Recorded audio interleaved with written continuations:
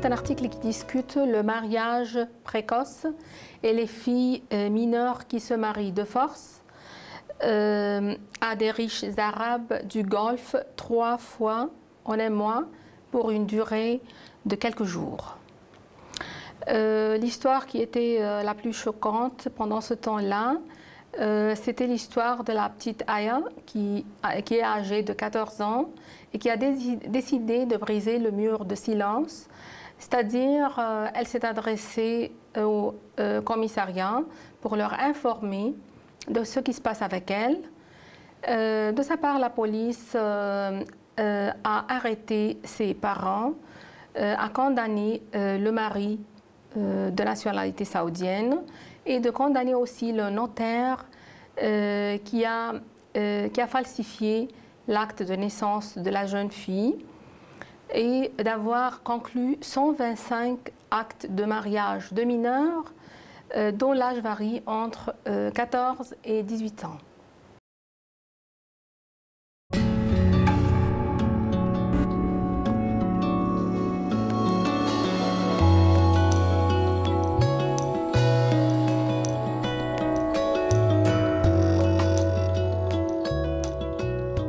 Mon article sur Milouda, c'est une militante, une femme marocaine militante qui travaille avec l'association de lutte contre le sida à Casablanca depuis des années.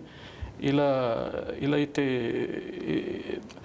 ont invité une journaliste de l'AFP pour leur expliquer comment on travaille. Milouda donc, est apparu dans un film où il expliquait devant un groupe de prostituées comment convaincre leurs clients d'utiliser le préservatif d'une manière un peu osée.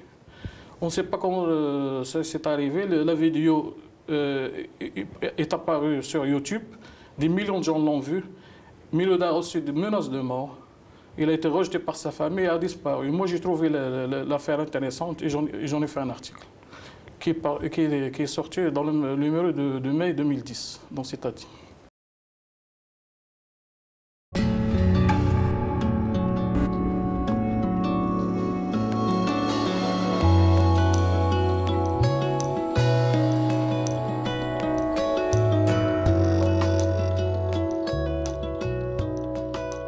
Mon article parle de la libéralisation de la filière cacao en Côte d'Ivoire. C'est une libéralisation qui avait été dictée par les institutions de Bretton Woods.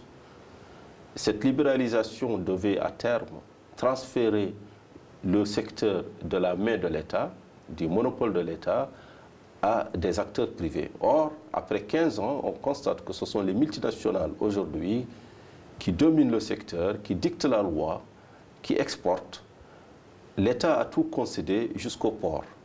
Donc voilà un petit peu, l'article essaye d'analyser ces processus de libéralisation dictés par la Banque mondiale et le FMI. En conclusion, on peut dire que ce n'est pas l'Afrique qui gagne,